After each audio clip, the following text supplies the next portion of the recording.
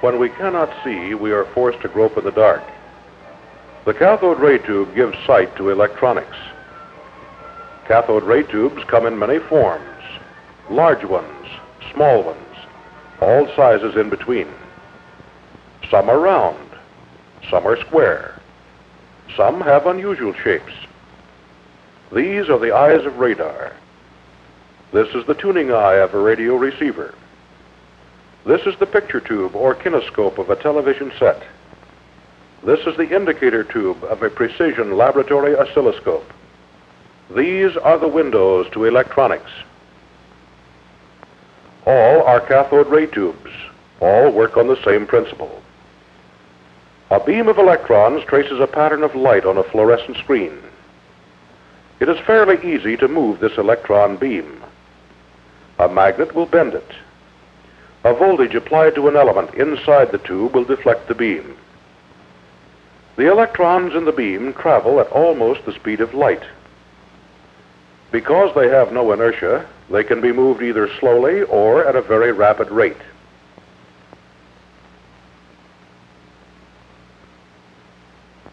Let's take a closer look at the cathode ray tube, or CRT as it is often called. This tube is an evacuated glass container or envelope. Inside is a device which generates the electron beam called the gun. A fluorescent material gives off light when struck by the electron beam is called the screen. Many cathode ray tubes have elements for moving the beam called deflection plates.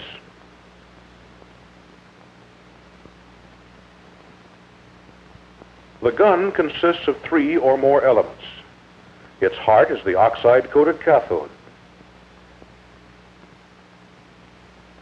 When heated by the filament or heater, the cathode gives off electrons. Around the cathode is an element called the grid. This controls electron flow. Electrons have a negative charge. A plate or anode will attract the electrons when connected to a positive voltage.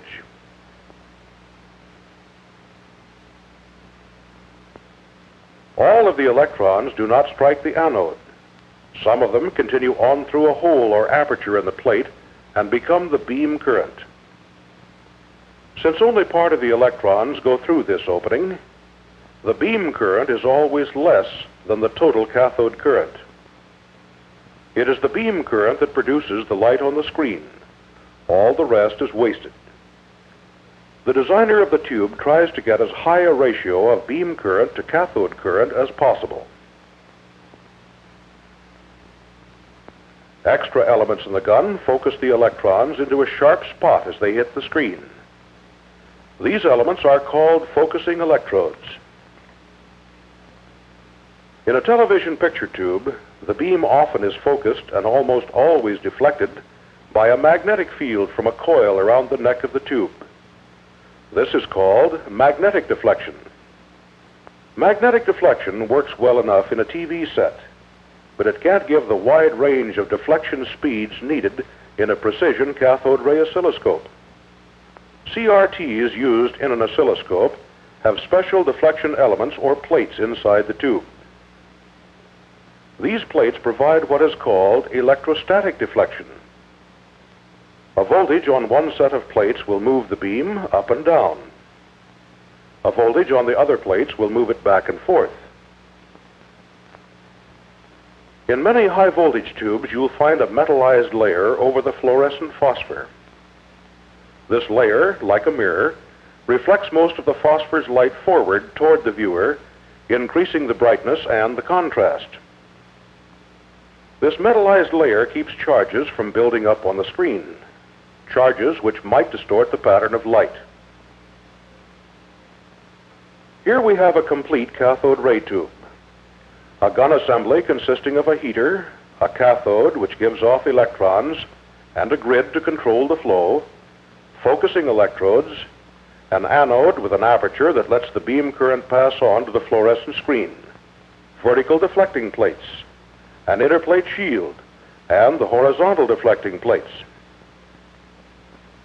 Many tubes also have a post-accelerating electrode. This is a band connected to a voltage more positive than that of the anode. This voltage attracts or speeds up the electrons even more. The faster they move, the more light they give when they hit the screen. In the precision instrument type of cathode ray tube, this post-accelerating element is often in the form of a continuous spiral, or helix, made of resistive material. This helix accelerates the beam more uniformly and with less distortion than if just one or more post-accelerating bands were used. To see how precision instrument-grade cathode ray tubes are made, let's visit the tube department of Tektronix Incorporated in Portland, Oregon. At Tektronix, we manufacture laboratory-type oscilloscopes. The accuracy of these instruments is dependent on the precision built into the cathode ray tube. This tube is literally the heart of the oscilloscope. We manufacture a wide variety of oscilloscopes to meet the needs of industry, research, and education. Different tubes are needed to get the maximum performance from each instrument. Tubes of different sizes, of different lengths. Tubes with 2 or more electron guns. Tubes to be used to display extremely high-frequency waveforms. Each tube requires special handling and offers special problems in the manufacturing. For our trip, let's follow one of the more common types of tubes through its manufacturing processes.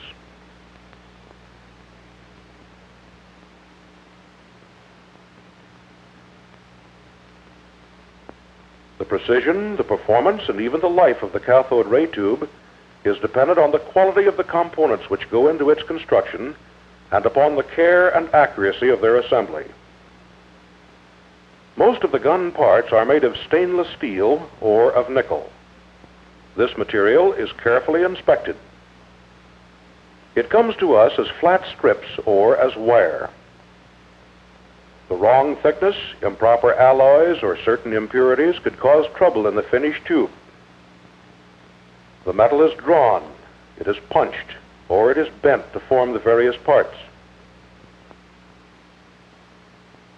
Accurate size and shape is important.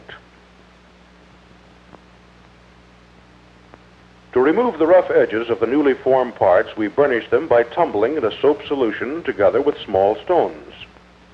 In each side of this tumbling barrel, there are about 250 pounds of stone and 10 pounds of parts.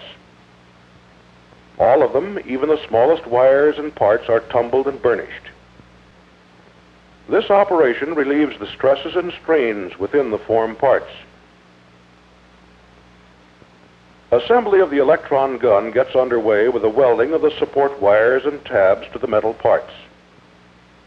Here, the supports are being welded to a vertical deflecting plate. The pressure, the current, and the time is important if we are to get a strong weld without warping or distorting the part. Each part is inspected carefully. Deflection linearity of the finished tube depends on the size and shape of these parts. Every plate is measured. Each must be accurate to 1/10,000th of an inch.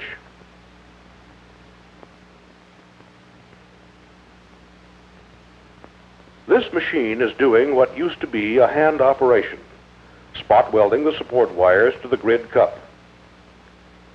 Done by hand, the job was slow and a production bottleneck. Not only is the machine faster, but it turns out more uniform assemblies.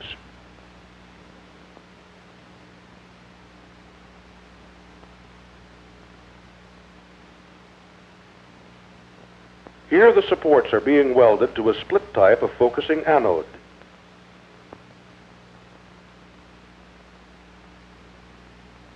We have built all of these machines ourselves. Connections must be made to the various tube elements through the walls of the glass envelope. Here you see a glass bead being sealed to the metal deflection plate pin or terminal.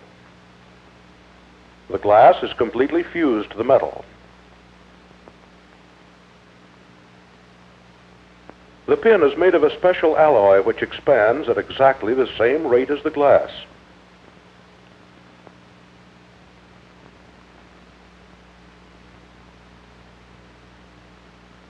A temporary support ring is welded to the deflection plate terminals. This ring will ensure the proper alignment and spacing of these pins during the rest of the process. It's extremely important that the parts be clean. Ultrasonic agitation is used in an alkaline detergent solution. They are rinsed several times in filtered deionized hot water. Pure acetone is used as a final rinse. To remove any impurities trapped in the pores of the metal, the gun parts will be fired at 1,000 degrees centigrade in a hydrogen atmosphere. The oxide-coated cathode, which generates the electron beam, is the most important single element in the tube. Pure nickel with traces of certain other elements make up the cathode cylinder. It is supported and insulated by a ceramic ring. We must handle these parts very carefully. The light output of the finished tube, even its very life, depends on the purity of the materials and the manner of their assembly. To clean the cathodes, we boil them in a solution of sodium cyanide, 60 cathodes in a batch. The cathodes have been hydrogen fired at a temperature of 750 degrees centigrade.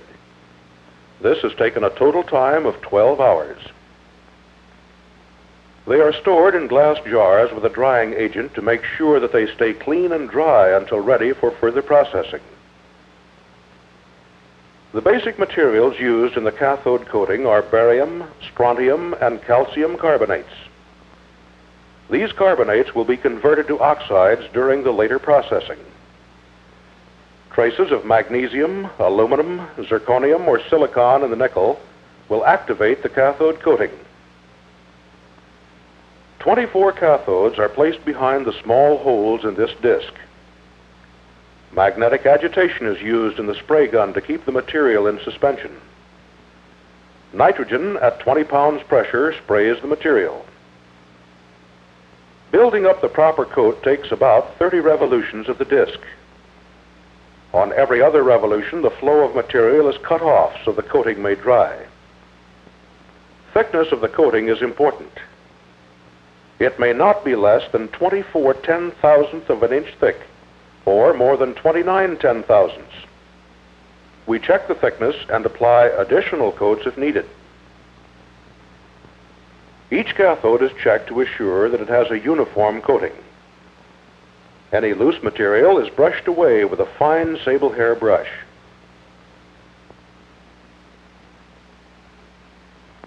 A connecting lead is welded to the cathode. The assembly is never touched by the hands of the operator. Tweezers or finger cuts are used.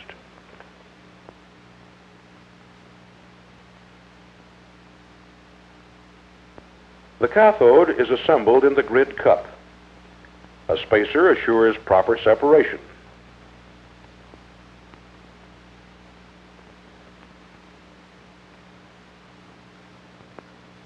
The grid to cathode spacing is checked. It is within the proper tolerance, so the assembly is spot welded in place. An additional ceramic insulator has been installed. This will provide terminal connections for the heater. A connecting lead is welded to the grid cup. The coiled heater is inspected and placed inside the cathode sleeve. The heater leads are welded to the terminals.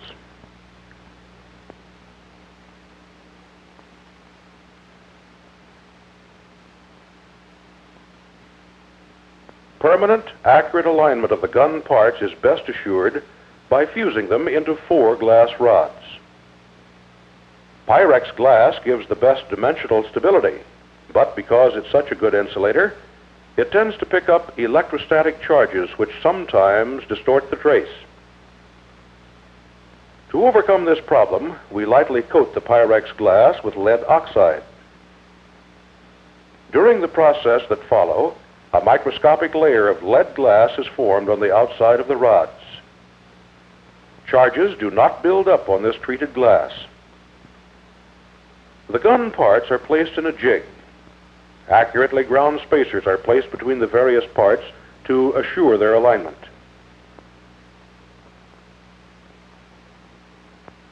The jig clamps the parts in position.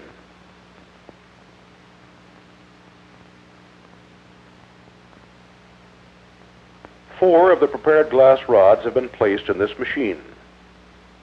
Vacuum holds the rods in place. Gas flames soften the glass. The metal mounting tabs are forced into the soft glass. As the glass cools, the gun assembly is held in permanent, accurate alignment. Let's watch another cycle of the machine. Rods are placed in position for the next operation.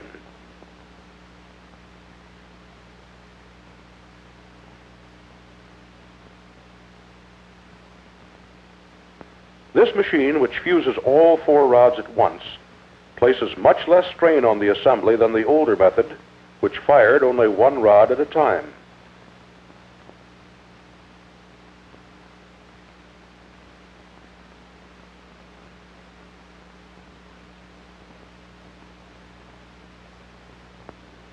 Here we have a complete electron gun assembly. A grid cup containing the oxide-coated cathode, a first anode, focusing electrodes, a second anode, the vertical deflection plates, an interplate shield, and the horizontal deflection plates, all permanently mounted and aligned by 4 glass rods.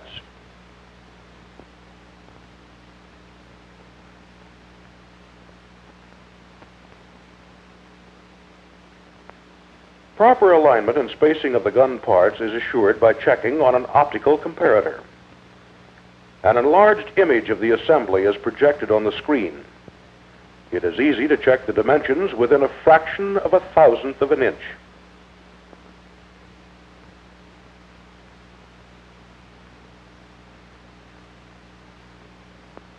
The stem assembly or header is placed in one end of a jig. The gun is placed in the other end. The interconnecting leads are welded.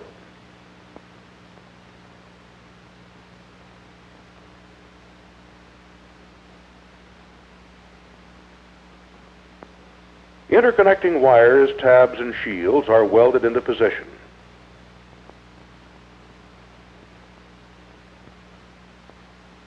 This is a shield for the vertical deflection plate. Tweezer-type electrodes are used to make these welds.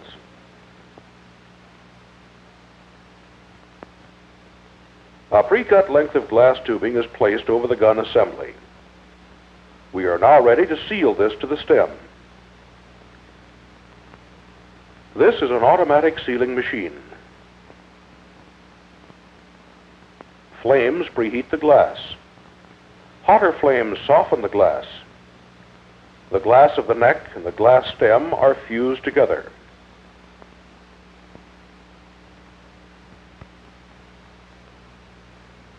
Excess glass drops off.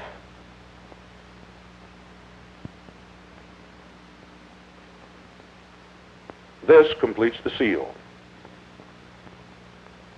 The assembly is placed in an annealing oven to equalize any stresses or strains in the glass. Again, the gun is carefully inspected. The deflection plate spacing is measured.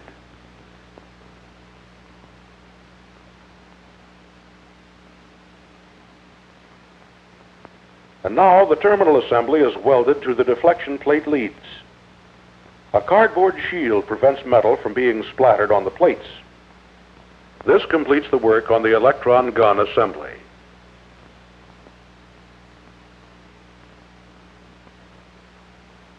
The glass envelope or bottle has been carefully cleaned and inspected. First, we apply the resistive post-accelerating band or helix. This resistance material, or ink as we call it, is ruled onto the inside surface of the glass. This resistance material consists of several different types of carbon, together with suitable binders. Materials in the ink etch or slightly dissolve the glass in order that it will make a firm bond to the envelope wall. It is continually agitated to prevent settling. It flows to the pen through a small, flexible tube. The ruling point is much the same as the tip of a ballpoint pen. It must be changed often, as both the ink and the glass are quite abrasive.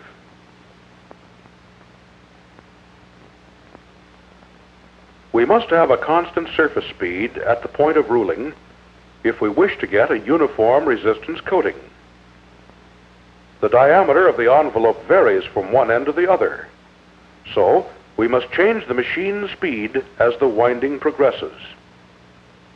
A small wheel is placed on the outside of the glass just over the ruling point. This wheel is coupled to a tachometer-type generator. A voltage is generated and is applied to a thyrotron tube. This controls the speed of the main drive motor, assuring a constant linear surface speed at the point of ruling. The ink is dried with warm air in an oven. Each bulb is inspected and a resistance check is made. The resistance varies from 150 to 600 megohms, depending on the type of tube being produced. We are now ready to apply the fluorescent screen or phosphor. Many different types of screens are used. The most common screen materials are crystals of highly purified zinc sulfide or zinc silicate with slight traces of copper, silver, or manganese as an activator. Potassium silicate is used as a binder.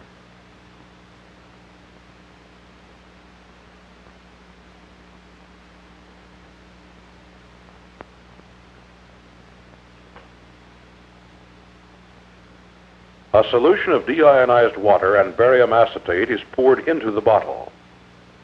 This acts as a cushion through which the heavier screen materials will settle.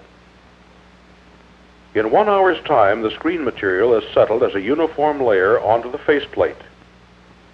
We must handle the tube very carefully at this point. We don't want to disturb the phosphor.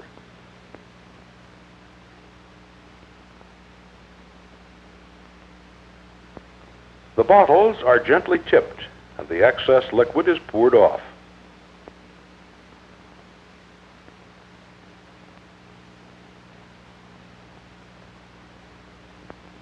The screen is very fragile.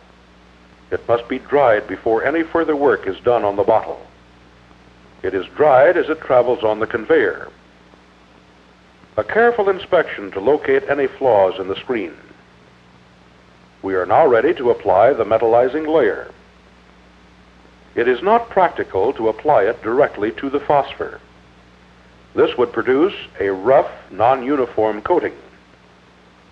We must apply the metallizing to a smoother surface. A lacquer film provides such a surface. The lacquer will be sprayed onto the screen material. Jets of water are used to prevent any lacquer being deposited on the sides of the tube. Again, the tube is dried.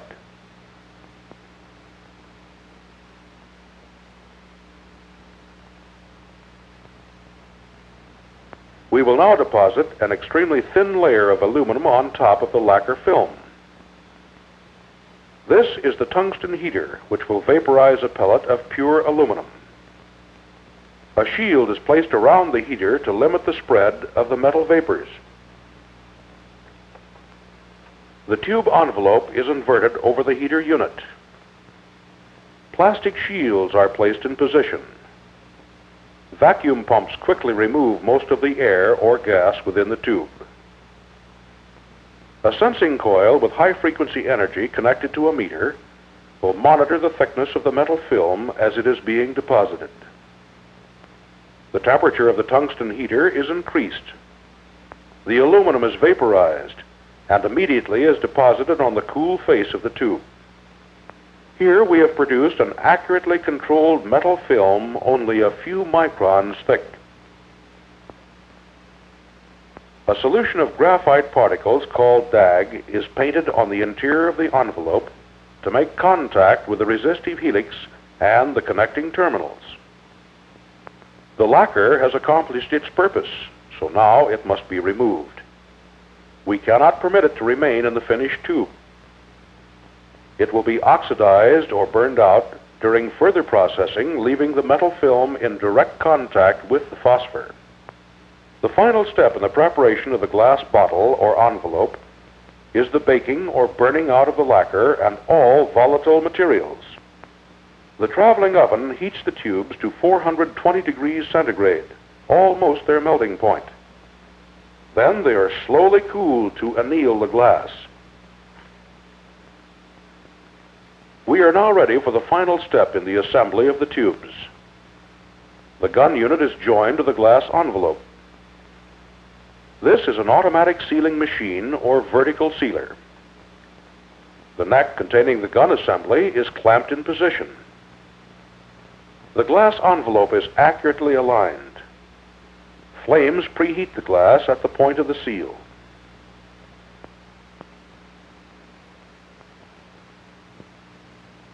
These hot flames quickly soften the glass. The two parts are brought together, fusing the glass.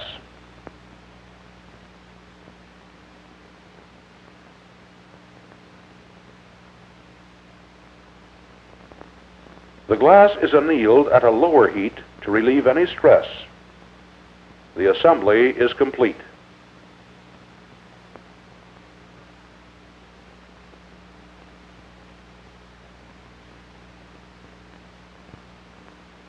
Some of the tubes are handled one at a time on horizontal sealers or glass lathes.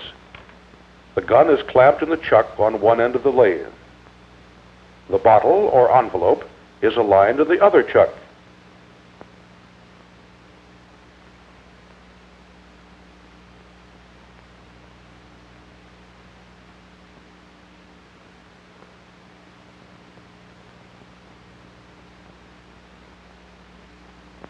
The glass is molten now. The parts are brought together.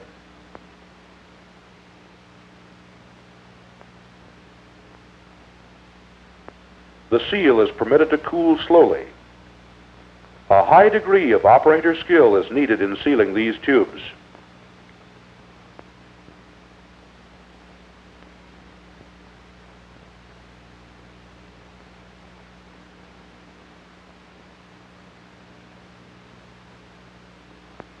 The tubes are now positioned on the vacuum pumps. This is one of the most critical operations in the whole process. An induction heater coil around the neck will heat the gun parts to a red heat to help drive out gas trapped in the metal. The heater leads are connected to a voltage source. A cover containing heating elements or oven is partially lowered over the tubes. The pumps are started. A high-frequency spark coil checks for vacuum leaks.